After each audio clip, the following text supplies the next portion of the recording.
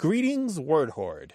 We're here with an exciting option for you, a version of our podcast without any ads. That's right. No advertising interruptions, just the content you love, ready to go in your favorite podcast apps like Spotify and Apple Podcasts. It's another way to support the show, ensuring that we keep bringing you the word stories and language explorations that you love. Try it at waywardradio.org/ad-free. And it's affordable. For just a small subscription fee, you can enjoy A Way with Words uninterrupted, except by us. Plus, it makes a great gift. Know somebody who loves language as much as you do? Give them the gift of words. Easy to sign up, easy to enjoy. It's the same A Way with Words, just streamlined for your listening pleasure. Go to waywardradio.org/ad-free. Support us, support the show, and enjoy an ad-free listening experience. waywardradio.org/ad-free. Thank you. You're listening to A Way with Words, the show about language and how we use it. I'm Grant Barrett. And I'm Martha Barnett. Every once in a while, I'll find out that a word that I think I've understood all this time, I had wrong. Oh, boy. A word or a phrase. And the term that I'm thinking about this time that I just learned about is flop sweat. Flop sweat. Yeah. What did you think? I thought it was a flop sweat was when you're really, really sweating and it's so much that the drops are just gigantic and they're just flopping off of you. Oh, but then you figured out. I figured out that that's not the case. Do you know what it flop really sweat is? is when you're nervous about a situation, right? Right? Let's say that you're going up before the Supreme Court and you've never been there before and not 100% sure about your case. I don't know. But a flop sweat is a sweat that breaks out in times of tension. Right. But why is it called a flop sweat? That I don't know. Well, this is really cool. It comes from the world of theater and the fear that your production is going to flop. Oh, interesting. Isn't I didn't that know cool? that. Yeah. I never stopped to think about why flop. Right? Yeah. Huh. There's that famous scene in Broadcast News where Albert Brooks's character is just he breaks out into a flop sweat. Yeah. But yeah, I've traced it back as far back as the 1940s when it was still used in quotes, and it was used in the theater to talk about actors or producers or writers who were just terrified on, say, opening night. Oh my God, is this going to be a flop or not? It's that frightening. We all know that feeling, right? Yes. Is this big thing that is the proposal I'm going to be accepted? Will she say yes? Am I going to get the job? And we all know, at least I think so, and I'm wondering if our listeners have this experience, when you think you know what a word means, and then, you're a lot older and you realize, oh, I didn't understand that term at all. It's interesting how often a misunderstanding of a word, though, is still operational. Like, you still kind of get by even though you don't fully know the dimensions of it. Right. Yeah. Well, if you had an experience like that, we'd love to hear about it. You can call us to talk about that or any aspect of language. The number is 877-929-9673, or send it to us in email. That address is words@waywardradio.org. Hello, you have a way with words. Hi, this is Whitney Evans from Dallas, Texas. Hey, Whitney. Hi, Whitney. What's up? How are you? So good to talk to you both. We're doing well, and you? Good. I had a question. Knowing that you all receive thousands of emails, I'm sure 10 times what I receive. Oh, boy. Yes. Right? If you've noticed how people's use of the subject line varies from a very short, concise subject line that does describe the body of the email to the vague, just question. And then secondly, the use of the RE colon, which usually tells us that someone's replying to an email we've sent, but I've seen some people using it just as their own regarding in the subject line. Yes, this is a topic dear to my heart, and I'm surprised that in the 10 years I've been doing the show that I've never ranted about bad subject lines. I don't pee very much, Whitney, but I come close on this topic. Boy, do I. Right? So one of the things you said was when people who just put question in the subject line. We get a lot of those. It doesn't help. It doesn't help to find somebody's mail, or it doesn't help to make sure that we read it next. Like, it's not enticing at all. All the emails we get are questions, or mostly. Exactly. It's either going to be the word question or information. Right. Or I have a question. Yeah. We get that one a lot. Yeah. Or a quick question. That's my favorite one because it's often, quick. Yeah. It's a quick None question. Of them are quick. Quick question followed by 2,000 words. Right. Oh, my gosh. We love our email inbox. It is one of the ways that we make the show. We cannot do without it. We have brilliant, interesting, funny people in the world who send us stuff all the time. But if there's one thing, I'm with you. I just ask that the subject line just be a little more like a headline, just a little more descriptive of the content of the message. Exactly. You really have to develop a way with words to figure out how to condense your topic in the email to just a few words that someone could sort through their inbox and know, oh, I know what that's about. Mm-hmm. Mm-hmm. So, Martha, you sometimes do something which I love in emails. You send the whole body of the messages in the subject line, and then you put EOM. Correct. Do you do that, Whitney? No, I haven't done that. Yeah, we do that among ourselves here on the show, EOM standing for end of message, so that they don't even have to open it up. But, you know, I've been thinking about that. Sometimes you have to open it up anyway to reply. So I don't know how helpful it is. Or it doesn't really save us any time. Or it doesn't get marked red unless you open it, depending on the device or the software that you're using. Yeah, READ, yeah. Right. So, Whitney, do you have a lot of people writing to you with RE in their original email? Not many. And I have thought about this ever since I called you, that it seems like it's a bit of an older generation that is using that for regarding. Mm-hmm. So I'll even think, oh, that's interesting. I didn't remember emailing you about our software upgrade. Uh-huh. But then I realized it's not a reply to my email about software upgrade. It's regarding the software upgrade. So. Which the email is about anyway, so why use it? Right. I've had that problem as well, where I've gone, like, where's the original message? So what are they replying to? Because I didn't send it. Exactly. But what we have here is a collision of cultures. The RE, believe it or not, is not short for reply or regards or regarding. It's its own word from Latin, and it's a preposition that basically means regards or referring to or the thing, I think originally, RES, was it res or something like that? RES, yeah. But re is a preposition. It's a preposition, yeah. And I pronounce it re because of Latin. There we go. I've never said re. Somebody somebody said re in a meeting, and I thought, what? Yeah, people are super surprised. This is probably the big revelation of this segment of the show. RE is not an abbreviation. That is a Latin word. So it's a lowercase e then. Is that right? Yeah. So what happens is the software manufacturer many years ago when they were making email, they misunderstood it.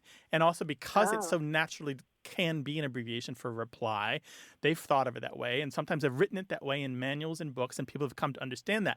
But the previous generation, which I think I'm on the cusp of, that learned to type on a typewriter, my schooling straddled both the typewriter world and the computer world quite nicely. So I got both traditions.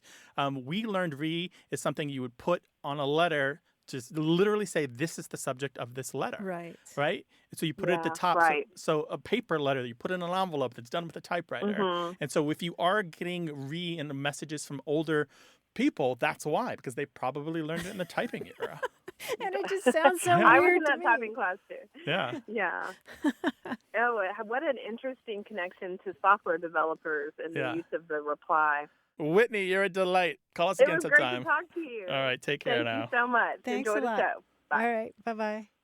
877-929-9673. Join us on Facebook. We've got a great Facebook group. Just search for A Way with Words or talk to us on Twitter at WAYWORD. Hello, you have A Way with Words. Hi, Grant. This is Clara calling from New York. Glad to have you here. What's up? I wanted to ask you guys about gerrymandering because I recently learned that the person who it's named after pronounced his name Gary, and I wonder why we never said gerrymandering. Ooh, interesting. And so I'm assuming that they told you that it was originally named for Elbridge Gerry. So that I knew that it was named, and it looked like a salamander. That's right, yeah.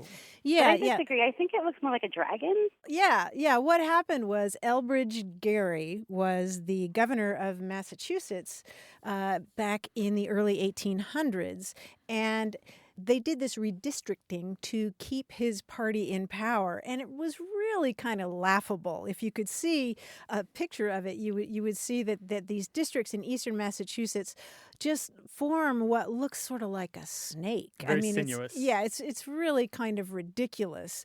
The story goes that a cartoonist added a head and eyes and wings and sort of made it look like this scary monster. And the word salamander was sometimes used for a mythical beast. And so, oh, I didn't know that. Yeah, and so it was designed to look like a salamander. I mean, a salamander being a mythical beast in this cartoon. And somebody said, "There's a salamander for you," and somebody said, "No, it's a Gary-mander," referring to the governor who had wrought this kind of silly redistricting. And so for a long time, you were asking why don't people say Gary-mander? And indeed, for a long time, they did say Gary-mander. Really? Yeah. And the pronunciation changed over time, I think, as the governor became less well known, and also the word itself was transmitted not by sound but in print. Okay. Gerrymander. Yeah, you were more likely to learn it from a newspaper or some learned journal than you were from somebody talking to you at the bar or at church or something like that. Yeah, and That's funny because I realized this, or I thought of this when I heard you guys talking about the Carnegie episode. Right, there we go. Perfect. Yeah. Instead of Carnegie. One of the ways that we know that it was pronounced as Gerrymander is because a few places in the printed record, people talk specifically about this pronunciation of the word. And there's a particularly wonderful part of a document from 1850. It's proceedings for the revision of the Constitution of the state of Indiana. And one of the participants says, "You are constantly gerrymandering the state," or gerrymandering, as I maintain the word should be pronounced, the G being soft. So we know by the way he's phrased that everyone else is saying gerrymander at the time, but he believes it should be gerrymander. And if we had a time machine, I would go back and tell him he turned out to be right. That's so funny. Oh. How about that? I had no idea. Well, I've decided to take it back and start saying Gerrymander. Yeah, you are going to say Gerrymander. But now you're going to have to explain it to everyone. They're going to correct you or just not correct you and think that you've got it wrong. Yeah, and that I think is funny. Yeah. All right. Yeah, and you can tell him this story. I mean, it's interesting that governor went on to have a longer political career. He was a vice president to James Madison. Yeah. Well, I mean, of course, because he gerrymandered it win, right? Well, I understand. Exactly. But he lost one of or his gerrymander. He lost one of his elections, it. so it didn't work very long. Well, thank you so much. Thank you for a timely question. Rock on with your bad self. Thank you for calling. Really appreciate Have it. a good day. Bye. All right. Bye-bye. We'll help solve your linguistic disputes. Just call us about them, 877-929-9673, or send them an email to words@waywardradio.org.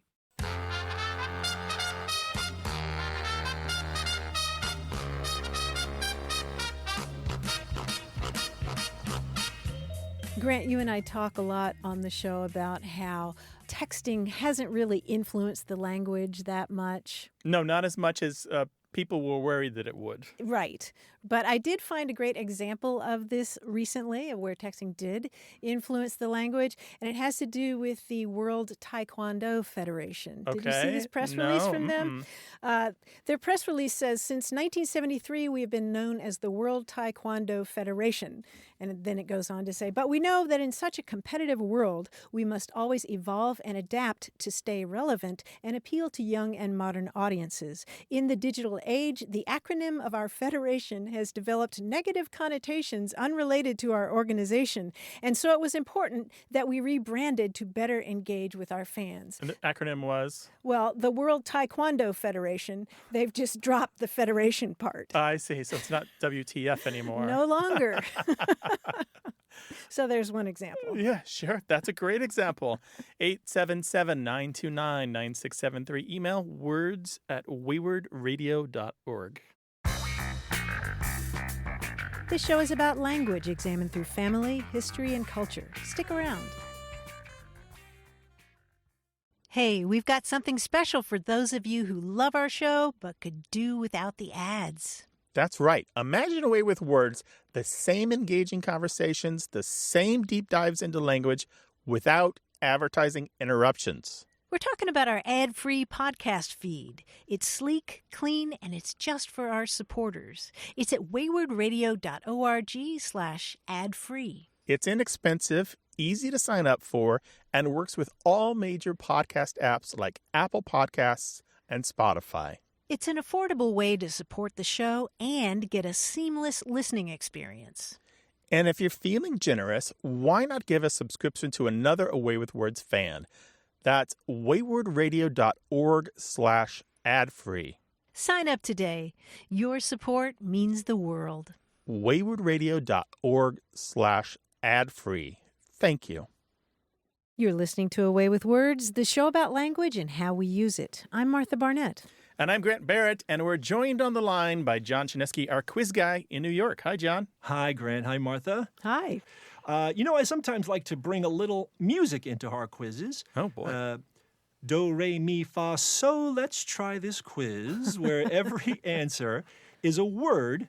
Every answer is a word composed of the syllables of the solfège system, like in the Sound of Music song Do, Re, Mi. Okay? Solfège, that's what it's called? Yeah, solfège or solfeggio, yes. How do you spell it? I'm probably not saying it all that correctly. S-O-L-F-E with an accent, I believe it's an accent grave, G-E, solfège. Solfège, yes. Yes. Cool. Now, we will only use do, re, mi, fa, sol, la, ti, and maybe a do again.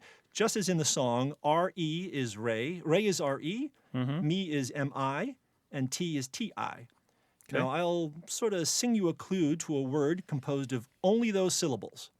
For instance, if I said, I must be a silly bird to come up with a silly quiz, a quiz like this. Soon I'll be extinct. Dodo. I have the answer. Dodo. Yeah. Dodo is right. Yes, do and do. I was like, So if you- pterodactyl doesn't work, but No. So write down those syllables. It'll help you figure out these words. Okay. Now, there are a limited number of these words in English, so I think this will be a singular quiz. We're probably not likely to do it again. Here we go. okay. Here is a little more trivia. Do you remember a little doggy, a Scottish terrier who lived in the White House with FDR? Fala.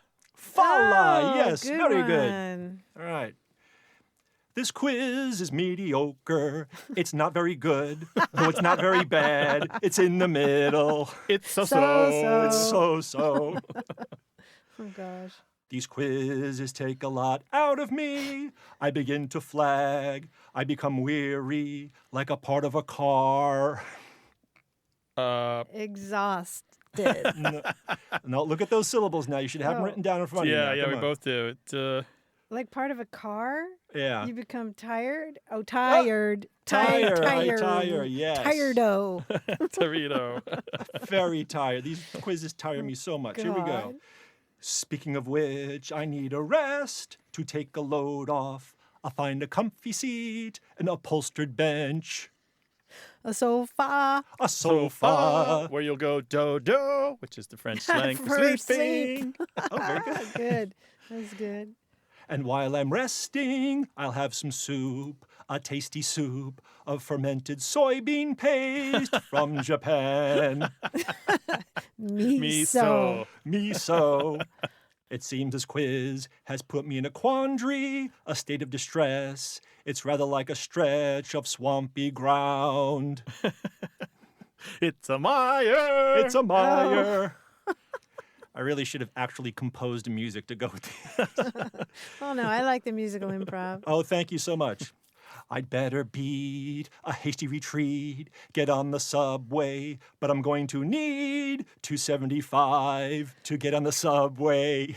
With the fare. That's my fare. New York City fare is $2.75. Finally, the coda. By the way, this one is 3 syllables. Whoa. Oh, yeah. 3 syllables? Perhaps the New York subway won't get me far enough away. I'll go to South Texas, to the Rio Grande, where I'll make my escape. Go to Laredo. Oh, Laredo. my Lord. Good one. Dude, that was a lot of work. You Thank earned your you. pay this Yeah. time. We'll send the Oh, $2 thank you check so much. right away. Yeah. I can't wait. Thanks, Okay, John. with that, I can't even get in the subway with that. We'll bump it up a little bit. $2.50 All right, or good. whatever. $2.75 it is. $2.75. Fair. All right. You can just dump the turnstile. Oh, my goodness gracious. Well, we talk about lots of other things on the show, like word origins and grammar and slang and family sayings and regional dialects, so call us about that. The number is 877-929-9673, or send your questions in email to words@waywardradio.org. Hello, you have a way with words. Hi, this is Lily Whitney calling from San Diego, California. Well, welcome, Lily. What can we do for you? My question is about the word vintage. So I am a collector of vintage clothing, and I was wondering when that word shifted from wineries and vineyards over to just meaning old things. Oh, good. Great. Yeah, tell us about your passion for vintage clothing. I have for a long time admired the fashions of the 20th century, and I have attended lots of vintage fashion expositions and hunted through many thrift stores, and I am just a connoisseur of old clothing. So when you I talk about the see. fashions of the 20th century, do you mean the clothes that Martha and I used I to was going wear? to say you might have bought some of mine. Well, I've recently acquired a pair of go-go boots, which I am proud of. Nice. Oh. Yeah, those aren't mine. Yeah. I never had go-go boots. I wanted them. And so how old are you? If you don't mind I me am asking. 14. 14. Okay. Solid question, by the way. That is Very solid. The nice thing about that is that you understood the two parts of it. One, that it used to come from exclusively mean wineries and wines, and now that it's moved on to something else.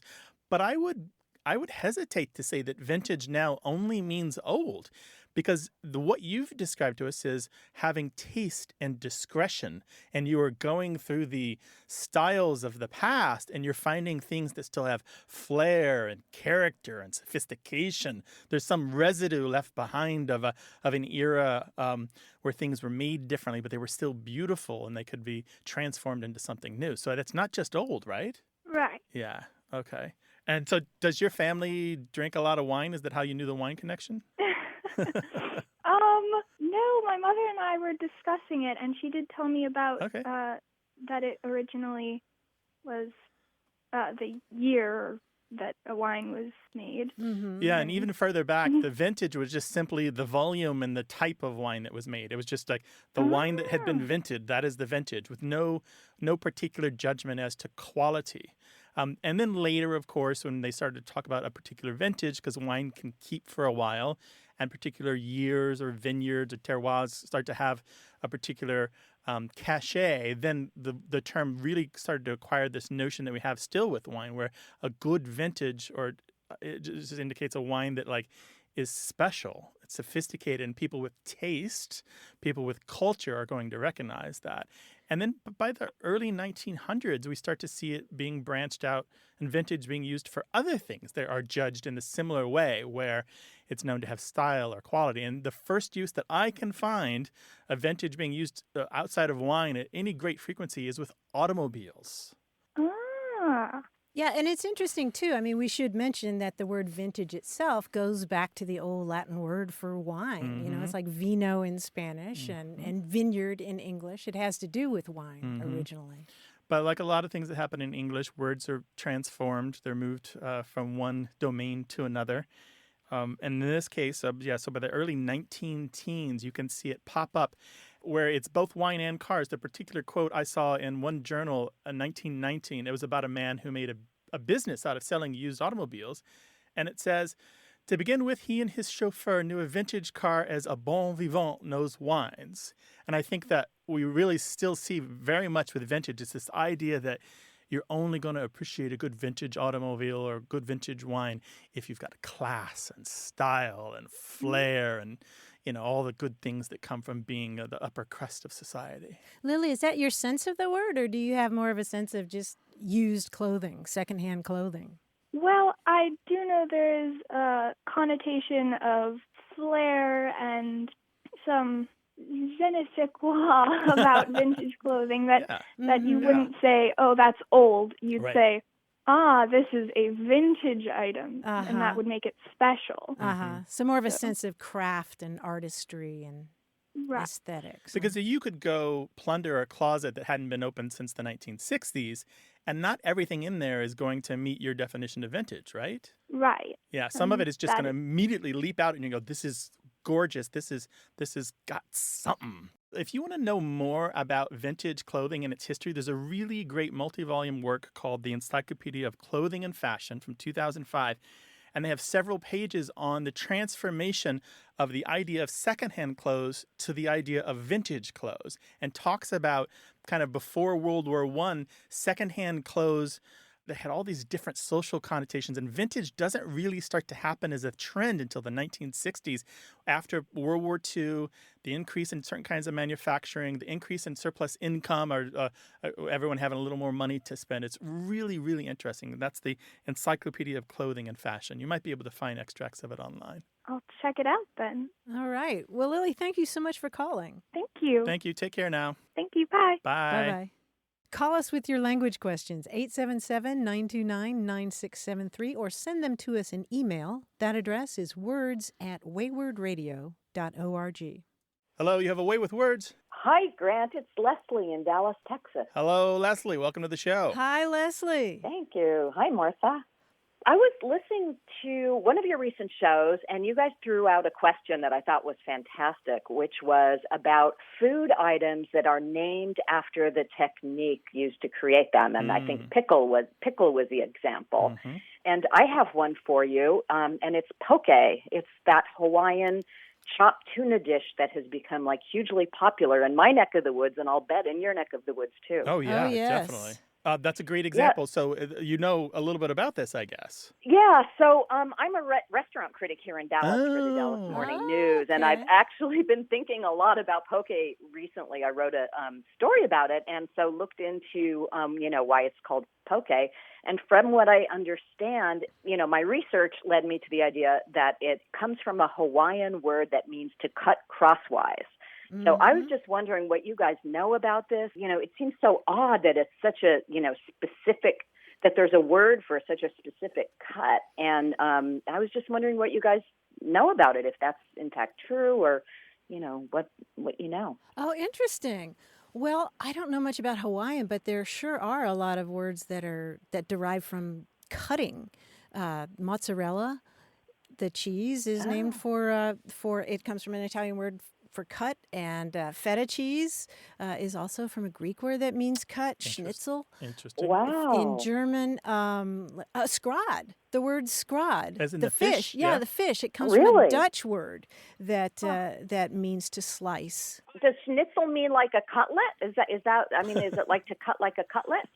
It comes from the German schneiden, which means to cut. It's related to the name Schneider, which is literally like tailor in English. Yeah. Interesting. And yeah, so it's sliced. And I was going to say one other that comes to mind is dal, the pea dish from India. I mean, if you really, I was going to say if you split hairs, but it comes from a Sanskrit word ultimately that means split, because those legumes are split. Interesting. Isn't that cool? And now the Hawaiian word we're talking about here, to go back to the fish dish, is poke, pronounced basically as poke, although in the mouths of Anglophones, it usually comes out as pokey or poke. Okay. I have seen it have an accent on the E, but that is incorrect. I think people are being influenced by Pokemon. But poke. And if you do look in all the Hawaiian dictionaries, I have like 5 of them, you will find that generally the word poke means to cut or to slice either fish or wood or other things. And there's a variety of different longer 2-word phrases that have to do with slicing octopus and some other things. So it's consistently been chronicled. But what really is interesting to me is how this left Hawaii and what happened to poke really mirrors the way that words themselves travel even when they're not food words. Now, I don't know what you uncovered when you were writing, but did you happen to see what Rachel Lawton wrote in her book, The Food of Paradise? It's about Hawaiian cuisine. I did. I think that's where I got the etymology. And it was really interesting. She really did a great job tracing the history of it. There's one paragraph that I think really lays out how surprising this is. She says, neither the most extensive study of Hawaiian uses fish nor the first ethnic cookbook mentions poke as a fish dish, nor does the definition or the definitive Hawaiian dictionary nor the major glossary of pidgin.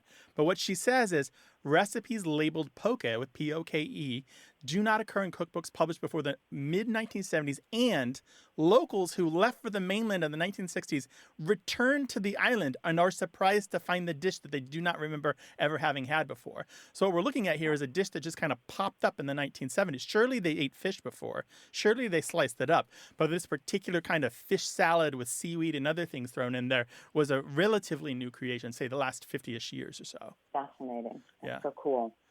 So I love what you just said, though, about how it mirrors what happens to language. Mm-hmm. Mm-hmm. Yeah, we find again and again that, like, why are there all those poke restaurants now? Was there a conference? Did everyone get together and decide this was a thing? How was this idea spread? Maybe there's somebody could get to the bottom of it. Generally, it describes to me the same way that a slang word appears when everyone starts saying something is lit, and you're like, don't know why that caught on, don't know how that caught on. All I know is that it caught on. Mm-hmm. You know what? We probably could do a whole week of stuff like this. I gotta say, Leslie, you have to call us again when you've got another food language intersection. It's our sweet spot. I absolutely will. Or just come on over to San Diego. Yeah, We'd like try There's an idea. all the There's poke an restaurants, idea. one after the other. Thank you so much for calling. Really appreciate it. Thank you, guys. That was really fun. Take Thanks, care now. Leslie. Bye-bye. Bye-bye. Okay, bye. Well, there's lots to say about language and food, and we'd love to talk with you about it. So call us, 877-929-9673, or send your thoughts in email to words@waywordradio.org. Hello, you have a way with words. Hey, how's it going? I'm Anuj. I'm from New York City, and I had a question for you all. Oh, welcome. Welcome to the show. What can we do for you? So recently, someone at my work who was born and raised in New York brought up a question of whether or not I say online, like waiting online versus waiting in line. Mm-hmm. I've always said waiting in line my whole life, but apparently it's a thing where some people say online. Didn't hear about that and asked him what like the background meaning of that was, and he said it related to Ellis Island, where they actually painted lines on the ground, and people would say waiting online because of that. And I was wondering if there was any like validity or like expanded reasoning on top of that. The thing about the Ellis Island thing, it's fine. So many myths and falsehoods come out of Ellis Island as the starting point for so many great American stories. But I would say that there may very well have been lines on the floor that showed you where to stand, but those lines were used everywhere. It was a standard thing in public places where there was a lot of line forming to put a line on the floor. I mean, you didn't stand between lines, you stood on the line. Whether or not that's the source of it, nobody knows. It's a plausible theory. We can just go with it. But we do know that New Yorkers have been saying online for at least 100 years. You can find it in newspaper stories as far back as 1914. I know there's a story talking about people waiting online to send their Christmas parcels at the post office. A classic place where it would be really crowded, and having orderly lines would be desirable, right? You would want people to be on a line so that you knew who was next and where the line began and ended. But the Ellis Island story, you know, when you hear something about American history being attributed to starting in Ellis Island, it's one of the American myth factories, you know. It is pretty romantic. Yeah, it's romantic and just, you know, fun to say, but it always needs to be investigated. And you've done that by calling us, and there you go. And Anuj, have you picked up the expression online now? Absolutely not. You're being defiant. Maybe right? maybe one day I'll wake up and I'll start saying it. But I've been here for 6 years so far, and today's like just recently was like the first time I even heard about that. What? So. Yeah, it's hard. Yeah, Seriously? that's crazy. Yeah, the language in New York changes so much. When I lived there, it was something like 60% of the people who lived in New York were either born in another state or another country. So it's hard for those New York language traditions to pass to the incoming people who are so voluminous. Usually the traditions exist now in the bridge and tunnel people from New Jersey and Long Island and Connecticut. Who knows? Maybe there'll be a new New York English before you know it, and we'll be chronicling that and talking about it on the show. Cool. Yeah, thanks for calling. Really appreciate it. Yeah, thanks a lot. Take care. All right, bye-bye. Have a great day. Bye. This is a show about words and language and history and culture and family and everything else. 877-929-9673. words@waywordradio.org, and talk to us on Twitter at WAYWORD. One language, many voices. Why we say what we say. Stay tuned. Got a minute? We need your help. Head over to gum.fm/words and share your thoughts in our quick survey. Your feedback matters. It's the backbone of our show's success. Thanks for making our show even more successful. That's gum.fm/WORDS. Thank you. You're listening to Away with Words, the show about language and how we use it. I'm Grant Barrett. And I'm Martha Barnett. Helen Keller was born in 1880, and at the age of 19 months, she had an illness that left her unable to see or hear or speak. And she was given the gift of language later on by the teacher Annie Sullivan, who taught her how to fingerspell, and that just opened all kinds of worlds for her. And one of the people she became friends with eventually was Mark Twain. And they had this gorgeous correspondence that I've been enjoying reading lately. And one of the things that they talked about in their correspondence was the fact that she was accused of plagiarism when she was a kid. You know this story, right? I remember this story, yeah. Yeah, she had written this darling story about Jack Frost or King Frost and the origins of the seasons and fairies and why the leaves turn the color they do. And it was a charming little story, but what she hadn't realized at the age of 11 was that somewhere along the way, that story had been told to her by a substitute. It wasn't Annie Sullivan, her usual teacher. And she eventually wrote this story, gave it to the headmaster of her school, and he was so impressed with it that he published it in the alumni magazine. And what happened was that somebody realized that this story was actually an adaptation of something that had been published before, a very similar story, although I would say Helen Keller's version of the story was a lot better. Anyway, at the age of 11, she was accused of plagiarism, and she was just mortified. Right. This stuck with her whole life. But eventually, she and Mark Twain became friends, and reading their correspondence is a real delight. They had such affection for each other. And I wanted to share with you part of the letter that Mark Twain wrote to her when she communicated to him about how painful that experience of being accused of plagiarism was. She was perfectly innocent. She had forgotten that somebody had told her this story. And here's what Mark Twain said. Oh, dear me, how unspeakably funny and owlishly idiotic and grotesque was that plagiarism farce. As if there is much of anything in any human utterance, oral or written, except plagiarism. The kernel, the soul, let us go farther and say the substance, the bulk, the actual and valuable material of all human utterances is plagiarism. For substantially all ideas are second-hand, consciously or unconsciously drawn from a million outside sources and daily use by the garnerer, with a pride and satisfaction born of the superstition that he originated them. Whereas there is not a rag of originality about them anywhere except the little discoloration they get from his mental and moral caliber and his temperament, which is revealed in characteristics of phrasing. When a great orator makes a great speech, you are listening to 10,000 men, but we call it his speech, and really some exceedingly small portion of it is his. Wow, that's so true, right? Yeah. Particularly in a case like hers where the plagiarism was not intentional. It's 100% forgivable. Oh, yeah. And yet people, if I remember correctly, were so willing to come down on her and to doubt the whole rest of her personal story. Right. And to doubt that she had come from a place of no communication to full communication. And they couldn't believe that she was that brilliant. And the doubters in the world took that as a sign. Yes. Right? Yes. And doubted everything about her. Right, right. And it's heartbreaking. I mean, she was brilliant. She learned French and Latin and Greek eventually. I mean, I'm just fascinated in reading about her story. And I wanted to share one more thing that she wrote about perceiving character through people's hands, because she wrote it about Mark Twain. She said, Mark Twain's hand is full of whimsies and the drollest humors, and while you hold it, the drollery changes to sympathy and championship. I just love the way that he championed her. He saw something in her, and their correspondence is gorgeous. You can find it online. Wouldn't you love to have an epitaph like that she wrote about gosh. Twain, right? Like out of all the ink that has been spilled on him, that may be the most poignant. Well, yes, I think he really valued that friendship above just about every other one. Yeah, he was a seeker of intellectual minds, and it sounds like he found one. Yeah, they found each other. This is a show about words and language and communication and books and reading and writing and literature. We'd love to talk with you about any of that. If you've got a question or a comment or a joke or a riddle or a story to tell, 877-929-9673. Email words@waywardradio.org. Talk to us on Twitter @WAYWORD, or talk to our Facebook group where thousands of people like you are talking about language. Just look for A Way with Words on Facebook. Hi there, you have A Way with Words. Hi, this is Nick from San Diego.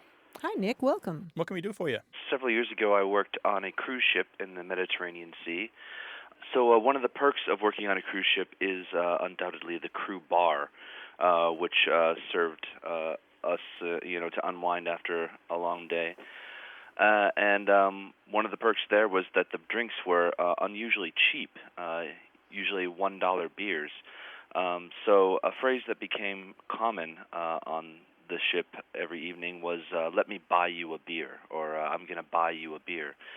And to my French-Canadian boss, this phrase didn't make sense. He said, well, that's silly. You're not buying me this beer. You're paying me this beer since you're giving it to me. And I tried to explain to him why he was wrong, but I couldn't really come up with anything other than that let me buy you a beer is an odd reconfiguration of the phrase let me buy a beer for you. But since I couldn't come up with a good explanation, we ended up paying each other beers for the rest of the contract. And big spenders, too, right? $1 a beer? Yeah, that's right. You could easily get around for the table you were sitting at without breaking the bank. I was going to say, you can't find that in San Diego. Yeah, that's for sure. That's a really interesting question here. The easiest thing to say is I think that he just didn't understand how the indirect object works in English. Okay. So you've got this phrase, buy you a beer. Let's just strip it down to the basics. You is the indirect object. A beer is the direct object. And that's how English works. If we were to change the verb and say give you a beer, would he have had a problem with that? I don't think so, because I guess he had learned the words buy and pay as to exchange something in the former and to receive something in the latter.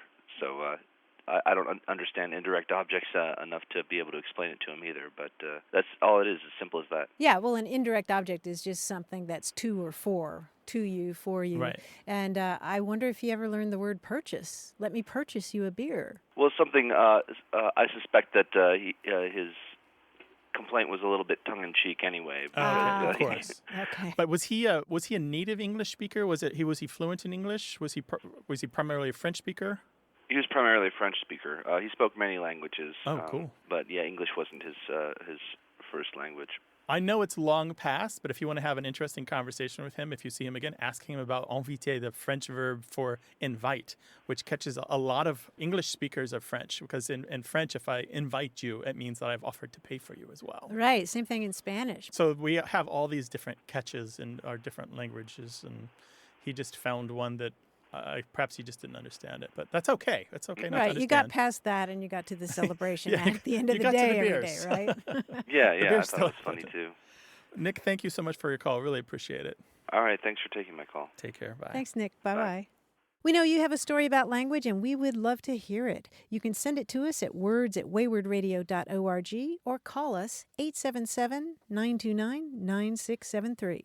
Hello, you have a way with words. Hi there. This is Francisco from Dallas, Texas. Hi, Francisco. Welcome to the show. Welcome. Thank you. Good to be on the show. So I'm coming to you with a word from the Bible that has gotten a lot of currency, at least in my experience. I travel a lot and was recently in New York, and I was with this group of people who were sort of talking about moving to the city and who's really from the city and who's not. And this young lady at the table mentioned that, she was so happy to be in New York City.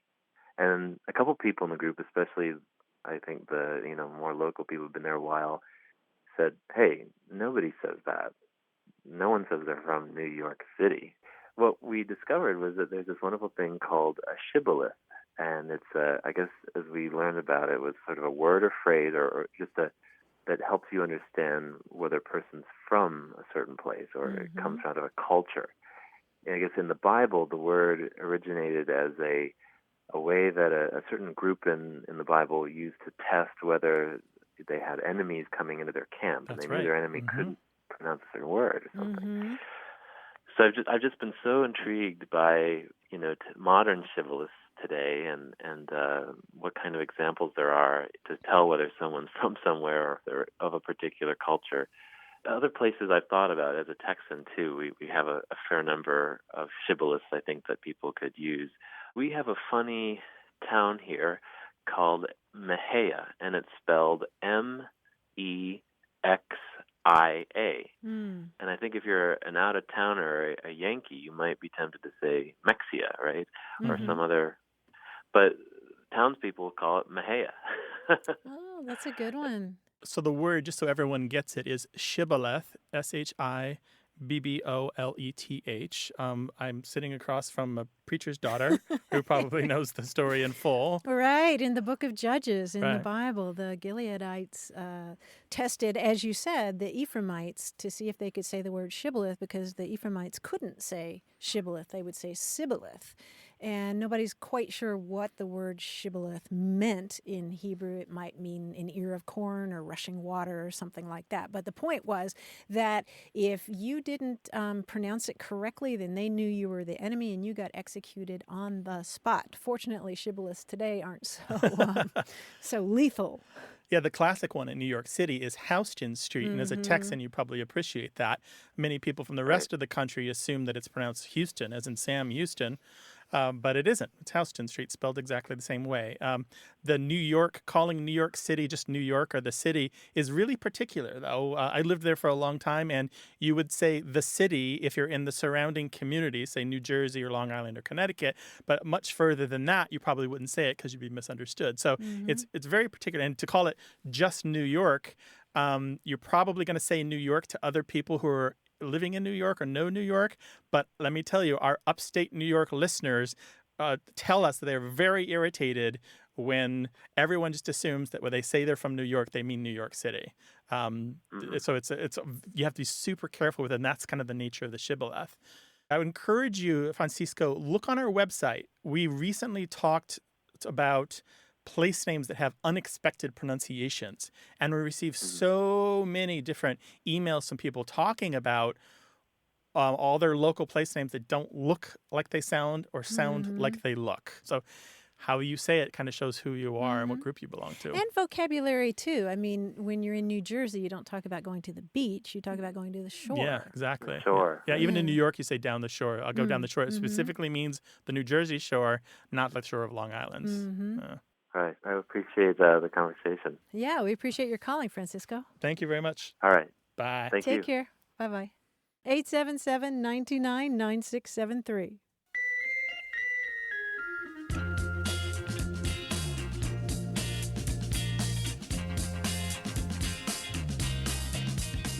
Somebody in my Facebook feed posted a photo of her dog, and the dog was looking longingly at the food that my friend was eating.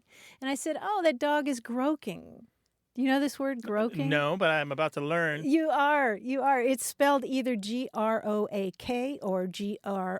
Growk, and it's a Scots term. And if you look it up in the Dictionary of Scots Language, it says that groak is to look at someone with a watchful or suspicious eye, to look longingly at something, especially of a child or dog begging for food. And the dictionary says that by extension, it's come to mean to come thoroughly awake after a sleep by focusing the eyes on surrounding objects. Oh, interesting. Isn't that Groking. cool? So Yeah. the dog was groking for the pizza? Or groking, yeah. Just groking in general. Yes. Handy We'll word, see. right? We'll see about that one.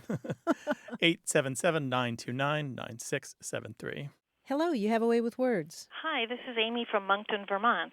Hi, Amy. Welcome. Welcome to the show. What can we do for you? My mom, who is 91 years old, she was born, raised, and lived her whole life in Vermont, has been using a phrase in the last few years that I've been unable to find reference to.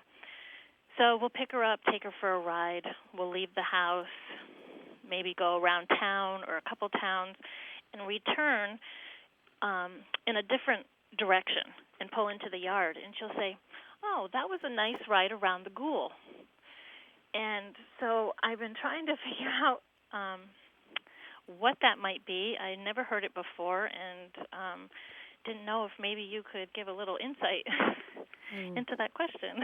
A ride around the ghoul, and no idea how she's spelling that in her mind. No, and she just, we say, "What'd you say?" And she'll repeat it, and it's just in the last couple of years, and I checked with local townspeople to see if they've heard it, and I'm just not really sure where it came from.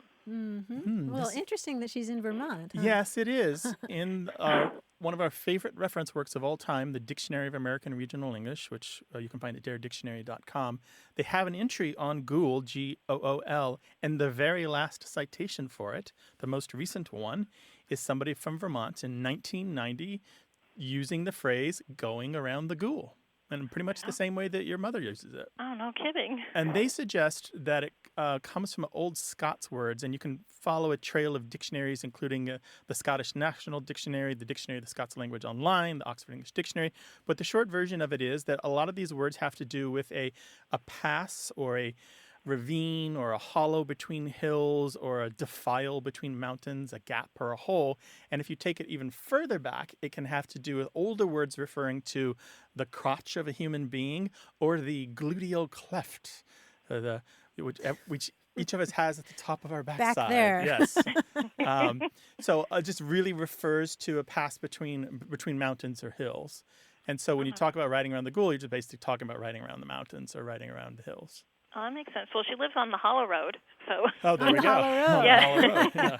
Maybe she heard it somewhere. That's interesting. I wonder where she found it. Well, the thing about it is, like, I suspect because we have this one other person, unless it was her from 1990, we have the little tiny bit of evidence that is a thing that is now said in Vermont, which reflects the settlement history of people coming from particular regions of the United Kingdom. That is so awesome. It is, right? Yeah, how cool is that? And so ghoul, in a variety of different spellings, has about 300 or 400 years history at least, and possibly, maybe even connects to the French word for mouth, gueule, G-E-U-L-E. Like gullet. How about that? That is awesome. Yeah. Because I was beginning to wonder, where, did she make that up? Or, no, it's legit. It's a real thing. It's legit. It's a real linguistic heirloom you got there. Well, good for her. I'll have to let her know. Yeah. Drop us a line if she's got any more of these gems, all right? Okay, I will. Thank you so Amy, much. Thank I you so appreciate much the for calling. time. Really appreciate it. Tell her Bye-bye. hi from us. I will. Take care. Okay. All right. Bye-bye. All right. Give us a call with your language question, 877-929-9673, or send it to us in email. The address is words@waywardradio.org. Want more Away with Words? Listen to years of past episodes at waywardradio.org or find the show in any podcast app or on iTunes. Our toll-free line is always open, so leave us a message at 877-929-9673 and we'll take a listen. We love to get your messages at words@waywardradio.org or hit us up on Twitter at WAYWORD and look for us on Facebook. This program would not be possible without you. Grant and I are out to change the way we listen and think about language, and you're making it happen. Thanks also to senior producer Stephanie Levine, director and editor Tim Felton, director Colin Tedeschi, and production assistant Emma Kelman in San Diego. In New York, we thank quiz guy John Chinesky and that master of keeping it real, Paul Ruist at Argo Studios. Away with Words is an independent production of Wayward Inc. From the Recording Arts Center at Studio West in San Diego, I'm Martha Barnett. And I'm Grant Barrett. So long. Bye-bye.